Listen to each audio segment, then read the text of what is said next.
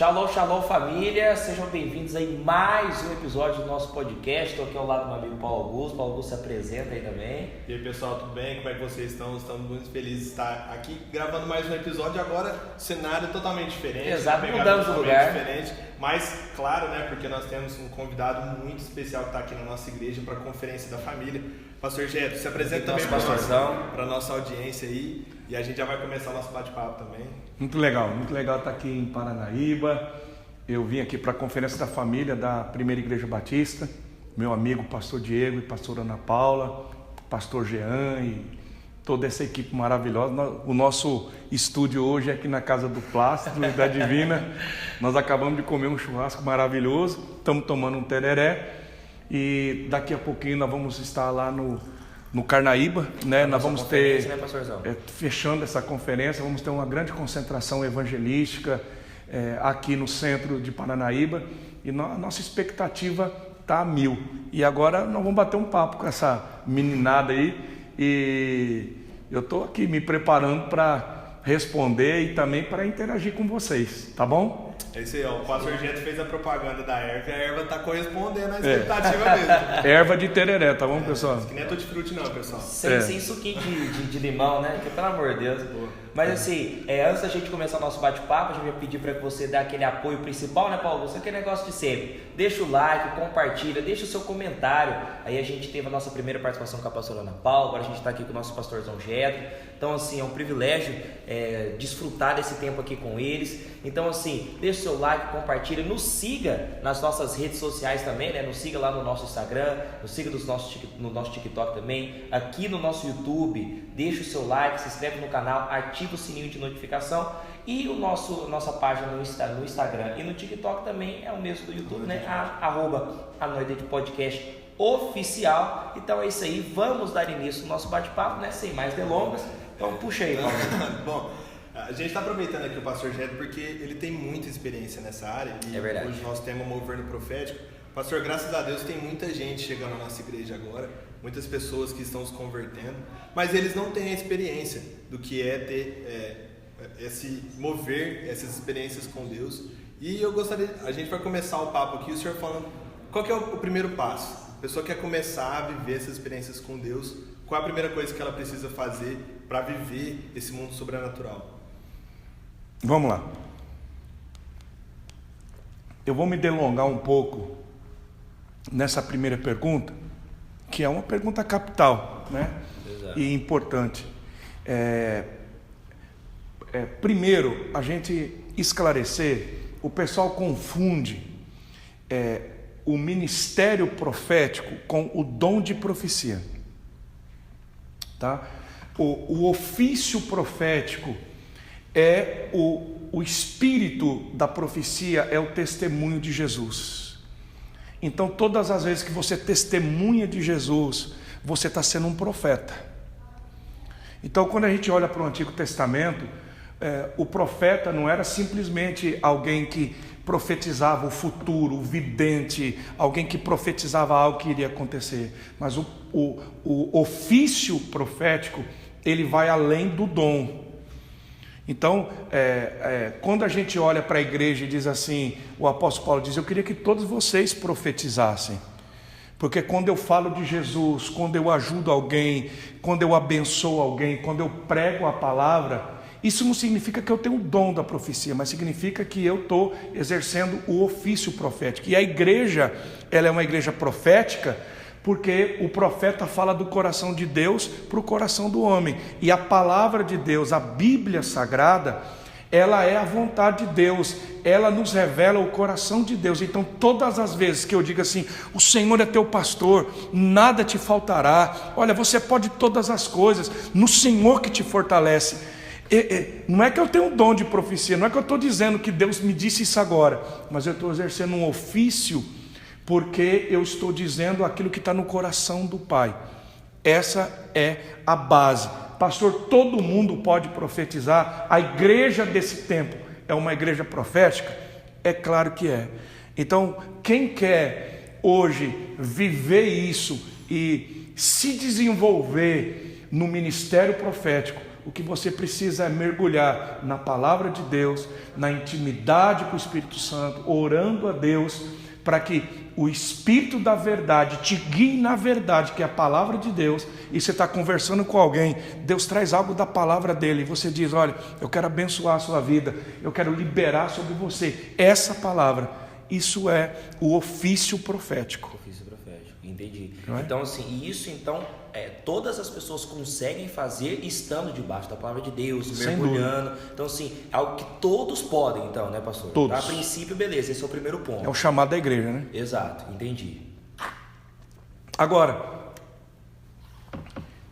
eu disse que a resposta ia ser um pouco longa, porque eu quero colocar 3 coisas que a gente precisa distinguir qual é a unção profética que Deus está derramando hoje sobre nós. Porque o sábio discerne o tempo e o modo. Então, qual é o vento? Qual é o mover? Qual é a unção profética para a igreja desse tempo? Quando Deus fecha as cortinas do Antigo Testamento, o último capítulo e os últimos versículos do Antigo Testamento é Malaquias 4, 5 e 6. E o profeta Malaquias, usado por Deus, diz assim: eis que eu vou enviar novamente o profeta Elias, antes do grande e temível dia do Senhor. Olha o que Deus está dizendo. Deus não está dizendo que o profeta Elias vai reencarnar. Deus está dizendo através de Malaquias: antes do grande e temível dia do Senhor, ou seja, antes da volta do Senhor Jesus. Todas as profecias do Antigo Testamento que diz antes do grande e temível dia, o grande dia do Senhor, isso fala da volta do Senhor Jesus. Não é simplesmente o nascimento de Jesus e o ministério de Jesus. Não é só isso, porque daqui a pouco eu vou falar que é a questão de João Batista. Aí o profeta Malaquias diz: antes do grande e temível dia, antes da volta do Senhor Jesus, eu vou enviar de novo para a igreja a unção do profeta Elias. E essa unção, que é a unção profética que estava sobre Elias, essa unção vai fazer o coração dos pais se converter aos filhos e o coração dos filhos aos pais. Senão, eu virei e castigarei a terra com maldição. Quando eu disse que essa questão de João Batista e de Elias, porque quando quando João Batista começa, ele começa na unção de Elias, ele se veste como Elias, mas a unção que a igreja que vai preparar a volta do Messias, a unção que virá sobre a igreja para preparar o caminho para a volta do Senhor Jesus, Malaquias diz, vai ser a unção de Elias, certo? Então a unção que está sobre a igreja da última hora, a última unção que vai estar na terra, antes do grande e temível dia do Senhor, antes da volta de Jesus, é a unção de Elias. Agora a pergunta, Paulinho, é assim: por que a unção de Elias? É verdade. Por quê? Por que não a unção de Moisés? Por que não a unção de Isaías, que foi o maior dos profetas messiânicos? Por que Deus vai mandar de novo a unção de Elias? É uma boa pergunta, né? É verdade. Ótima pergunta. É uma excelente pergunta. Então vamos responder. Essa é a base. Porque veja como que isso é importante para a profecia. Então nós entendemos que a última unção profética é a unção de Elias, que a unção que está sobre nós, porque eu creio que nós somos a igreja que está preparando o caminho para a volta de Jesus. Amém. A unção de Elias. Agora, por que a unção de Elias? Então vamos lá. A linhagem, nós temos pouco tempo, então vamos lá. Quando a unção profética se manifesta em Israel, na linhagem de Israel, logicamente que lá em Samuel, em Ramá, o próprio Abraão, Enoque, eles tinham a unção profética, eles profetizaram. Mas dentro da linhagem de Israel, de Jacó, Israel, o primeiro da linhagem de Israel que manifesta a unção profética é José. Certo? Porque José, ele começa a ter visões, a ter sonhos, e Deus começa a mostrar o futuro para ele. E por causa da unção profética, José tem muitos problemas. Agora deixa eu só abrir um parênteses aqui, né? E para a gente ver como que a unção profética é doida. Porque a unção profética ela não cabe dentro da religião. Por isso que profeta anda muito na contramão. Porque a religião tenta colocar o Espírito Santo dentro de uma caixa. A gente tenta fazer Deus agir do jeito que a gente quer. Então, 90% das nossas orações é tentando convencer Deus a fazer do nosso jeito. Não é verdade? O que a religião oferece para nós? A religião oferece mecanismos de fazer a divindade agir em nosso favor. É verdade. A religião faz isso. Então, reza tantas Ave Maria, reza tanto Pai Nosso, não faz essa campanha, eu quero que Deus faça o que eu quero. E a oração, e a oração de Jesus é: seja feita a tua vontade, não a minha. Tá? Por que eu estou falando que o profético é muito doido? Porque veja bem, eu estou falando que é um parente, tá? Daqui a pouco a gente volta. Quando o profeta Samuel vai ungir um rei na casa de Jessé, Deus diz: pega o chifre, eu vou ungir um dos filhos de Jessé como rei. Ele pega o chifre porque ele vai como profeta. Ele era juiz e sacerdote, mas Deus diz: pega o chifre porque agora você vai como profeta, porque o profeta é que vai apontar o futuro. O profeta aponta destino, o sacerdote te leva até ele, é uma outra coisa. Mas o Samuel vai na casa de Jessé. Olha a mentalidade da religião: é o mais velho, é o primogênito, porque Saul era o mais velho, é o mais forte, é o mais bonito. Aí quem que é apresentado primeiro? O Eliabe. Aí Samuel diz assim: com certeza esse é o ungido do Senhor. Deus diz: não, Samuel, não vai ser o primogênito e não vai ser o mais forte, porque o homem vê a aparência, mas eu vejo o coração. Por isso que o profeta dá um nó, porque a sabedoria de Deus, a loucura de Deus é mais sábia que a sabedoria dos homens, e o profeta se move na loucura de Deus. Aí o Jessé apresenta 7 filhos: o Eliabe, o Abinadab, o Samá, o quarto, o quinto, o sexto, o sétimo. Bom, se não é o primeiro, tem que ser o 7, porque o crente adora 7. Não é? Você concorda comigo? É 7, quarta-feira poderosa. O 7 é o número do crente. Igreja 7. É a igreja, tudo é 7. É o número, o profeta gosta de 7, né? Agora, não era nem o primeiro e nem o 7. Quem que Davi era? O oitavo. Deus diz: não vai ser o primeiro e nem o 7. Você vai ungir o 8. Agora, o José.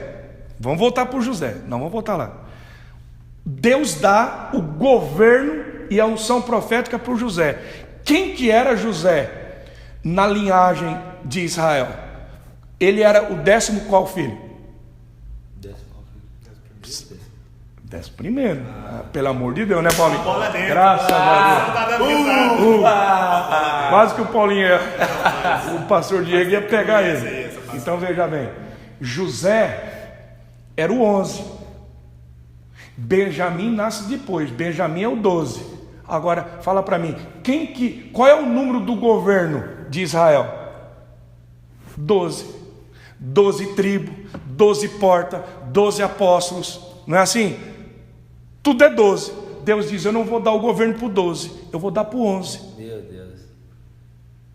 Não é de chapar um negócio desse?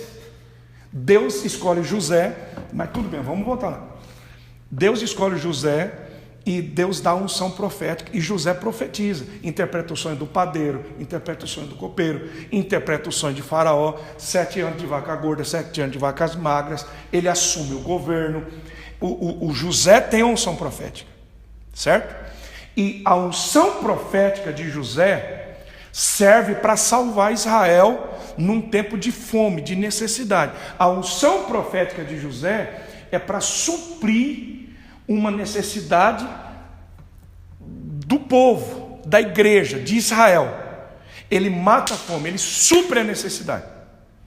Agora, uma outra pergunta que não quer calar: se José era profeta, tinha unção profética, revela o sonho. Se José sabia que era 7 anos de vaca gorda, 7 anos de vaca magra, se José sabia que o Egito não era lugar para o povo de Israel, tanto que José, antes de morrer, diz assim: quando Deus levar vocês para a terra que Ele prometeu, não deixem meus ossos aqui, vocês vão levar meus ossos com vocês. Se José não queria nem que os ossos dele ficassem no Egito. Por que José não tirou o povo dele do Egito? Boa pergunta. Não é boa? É uma ótima pergunta. Em que momento a unção profética de José é interrompida para, e não apenas supre uma necessidade, mas também liberta esse povo? Eu não vou responder para vocês aí, porque eu não posso me atrever. Eu vou dizer o que eu penso, tá? Eu vou dizer o que eu acho. Quando a gente assim não quer causar polêmica, você diz assim: digo eu. Quando a gente não quer se comprometer, né? Digo eu, não, Senhor. Em algum momento, a unção profética de José, ela se corrompeu. Eu não sei dizer para você se foi pelo poder do Egito, pelas benesses que ele tinha como governador, a riqueza, se ele confiou na política e naquele tempo, se ele não quis causar nenhum transtorno, mas por algum motivo, José só resolveu o problema da fome, mas ele não libertou, ele não tirou o povo do Egito. O que significa isso, meu filho? Existe uma unção profética na vida de muitos homens e de muitas igrejas que resolve um problema, mas a pessoa continua presa no Egito. Então a gente vive um tempo que na mídia social, na televisão, em muitas igrejas, o cara diz: olha, Deus vai te dar uma BMW, você vai casar, Deus está te dando uma casa, você vai passar no concurso, eis que assim diz o Senhor, vai suprir a fome. Glória a Deus por isso.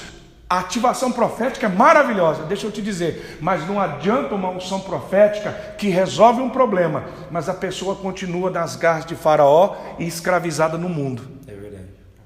Certo? Então vamos acelerar que nós já estamos indo. A segunda manifestação profética na linhagem de Israel, aí vem Moisés. E Moisés vem para libertar o povo do Egito. Aquilo que José não fez, Moisés vem. E Moisés vem, e a Bíblia diz que não houve e nem vai haver um profeta semelhante a Moisés. Porque os feitos que ele fez, as maravilhas, e a Bíblia diz em Hebreus que Moisés salvou o povo, libertou o povo, eles foram batizados pela nuvem no deserto e pelo Mar Vermelho, pela passagem do Mar Vermelho. Então Moisés salva esse povo, liberta esse povo e batiza esse povo. Mas tem um problema: Moisés não leva esse povo para a terra prometida. Não é? Moisés, da geração que saiu com Moisés do Egito, só 2 entraram na promessa, que é Josué e Caleb. Nem o Moisés entrou. Moisés salva, liberta e batiza, mas não consegue introduzir esse povo no propósito, na promessa, naquilo que Deus tinha na essência. Pastor Jeto, o que o senhor quer dizer? É muito simples, você já entendeu. Que nós temos vivido um tempo de muitas igrejas e de muitos ministérios proféticos, que o cara é salvo, o cara é batizado, ele está sentado na cadeira na igreja, o nome dele está escrito no livro da vida, mas a pessoa está morrendo no deserto, dentro da igreja. A pessoa não desfruta. A pessoa não desfruta, cara. Então eu tenho pregado e visitado muitas nações e estado com muitas igrejas, e a gente pergunta para as pessoas assim: qual é o propósito de Deus na sua vida? Porque Deus não quer só te levar para o céu. Deus quer que você traga o céu para a terra. É verdade. Deus não quer apenas escrever o teu nome no livro da vida. Deus quer que você conquiste a terra. Deus quer que enche a terra com a glória dele. Deus não quer simplesmente que eu seja salvo, que eu vá para o céu e fique sentado numa igreja com a boca escancarada, cheia de dentes, esperando a morte chegar. Não é assim? É verdade. Então, vejam bem, é uma multidão de crentes, salvo, liberto, glória a Deus, saiu do mundo, saiu do Egito, aleluia, vão para o céu, vão. Mas a pergunta é: você tem vivido a vida que Deus tem para você? Você conquistou a terra que Deus tem para você? Entende? Porque a música que o crente mais gosta de cantar é música de deserto. É impressionante, né? Por isso, uma das mais ficaram famosas nesse tempo, caminho no deserto. E veja bem, o deserto, ele é uma escola, mas ele é uma etapa na vida da gente. O deserto não é um destino, mas é uma passagem. Ninguém nasceu para ficar preso no deserto. Aí nós vamos responder a pergunta, certo? Certo. Por que Elias? Porque Deus olha e diz assim, eu vou mandar, a última unção que vai vir sobre a terra, a unção profética, vai ser de Elias. Por que não de José? Por que não de Moisés? Por que não de outro? Porque quando a gente olha para Elias, a despeito da escola de profetas de Ramá, tudo, Elias foi o único profeta que fez discípulos. Ele levantou uma escola de discípulos em Gilgal, em Betel, em Jericó, no Jordão, e haviam outras. Elias entendeu uma coisa: eu preciso gerar discípulos. E ele não levou a unção dele para a sepultura, ele liberou a unção. E essa unção foi multiplicada na vida de Eliseu. Quando João Batista aparece no Novo Testamento, a primeira foto do Novo Testamento, João Batista está no Jordão, e ele não está sozinho, porque João Batista tem a unção de Elias. Quem que está com João Batista? Os discípulos dele. E os discípulos de João começam a seguir Jesus. Quando Jesus vem, o que Jesus faz? Ele faz discípulos. Quando Jesus termina a caminhada, Mateus 28, ele olha para nós, olha para a igreja e diz: eu vos dou poder e autoridade, então vão por toda a terra e façam discípulos. Por quê? Porque a unção de José, ela resolve um problema, ela supra uma necessidade. A unção de Moisés, ela te tira do Egito, mas só o discipulado tira o Egito de você. Meu Deus, que poderoso. Entende? Muito poderoso. Porque às vezes a pessoa está salva, ela está dentro da igreja, mas ainda o Egito está dentro dela. Ela está salva, o nome dela está no livro da vida, mas dentro dela, ela está presa. O Egito está aqui dentro, muita mágoa, muita tristeza, medo, ansiedade. A pessoa, ela não consegue conquistar nada. Não rompe nenhuma área. Não rompe. E veja bem, quando Deus diz: eu vos dou poder, eu vos dou autoridade, eu não preciso de poder e autoridade para ir para o céu, porque a salvação é de graça. Ué, para que eu preciso de poder e autoridade? Para ir para o céu? Não é. Porque a salvação não é pelo meu mérito, a salvação é dádiva, é presente de Deus. Eu não fiz nada para merecer a salvação. Agora, por que eu preciso de poder e autoridade? Para fazer discípulo, cara. Porque tirar o Egito de uma pessoa, libertar a pessoa não por fora, mas por dentro, levar essa pessoa e dizer: Paulinho, você vai conquistar, você vai viver o que Deus tem para você. Aí a gente precisa de poder, cara. Poder para fazer o reino se manifestar aqui agora, para fazer o céu tocar a terra. A gente precisa de poder e precisa de autoridade. Então veja bem, a unção que Deus está derramando sobre a igreja hoje é uma unção que vai converter o coração de pais aos filhos e de filhos aos pais. O que é isso? É discipulado. É você olhar para mim e dizer assim: Pastor Jetro, eu já me converti a Jesus, mas agora o meu coração precisa se converter, eu preciso de ajuda. Eu preciso de um pai, eu preciso que alguém me ajude. Tem coisa aqui dentro, o Senhor tem que me ajudar. Deus precisa quebrar isso. Então meu coração, Pastor Jetro, eu quero que o Senhor seja o meu pai, o meu amigo, o meu discipulador. E eu olho para você e digo: negão, eu estou aqui, cara, eu vou te ajudar como alguém me ajudou, eu vou ajudar você. E essa conversão, sabe qual a maior desgraça do mundo? É a religião. Porque tem pastor que nunca se converteu a ninguém. Tem pessoas que estão dentro da igreja, elas são crentes de verdade, mas o coração continua endurecido. Então, isso é um tempo que Deus está convertendo pais aos filhos e de filhos aos pais. E o poder da unção profética é para manifestar essa graça e esse poder, para nos levar, para que a gente possa conquistar a terra e cumprir o propósito. Glória a Deus. Pastor, sim, o senhor até citou o exemplo, né, de Elias, e acabou citando também o exemplo de Moisés e José. Uma coisa que acontece muito com os personagens é que, mesmo passando por várias experiências e provando muito do poder de Deus e enfim, de tudo que Deus fez, cada um na sua vida, eles enfrentavam também muito medo. Elias, em diversos momentos, ele olha para cima e pensa assim, né, eu não sei se eu consigo, porque mataram todos os que eram iguais a mim, assim como profetas. E hoje, assim, para quem está começando e já está ouvindo isso aqui, já fala: não, agora eu vou chapar o coco, agora eu vou pro discipulado, agora vou parar de dar migué. Você que está migué no seu discipulador, né? Deixa lá. Acho que deve ser. Mas assim, comenta. Mas qual que é assim, a principal ferramenta que a gente deve usar para vencer esse medo constante e operar aquilo que Deus quer fazer? Eu acho muito lindo isso, porque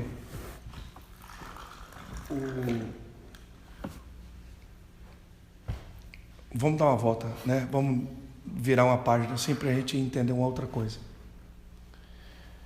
Quando a gente olha para Moisés, que foi um grande profeta, quando a gente olha para Elias, que foi um grande profeta, e Deus está dizendo, eu vou mandar unção de Elias, Moisés fracassou e não conseguiu cumprir o propósito.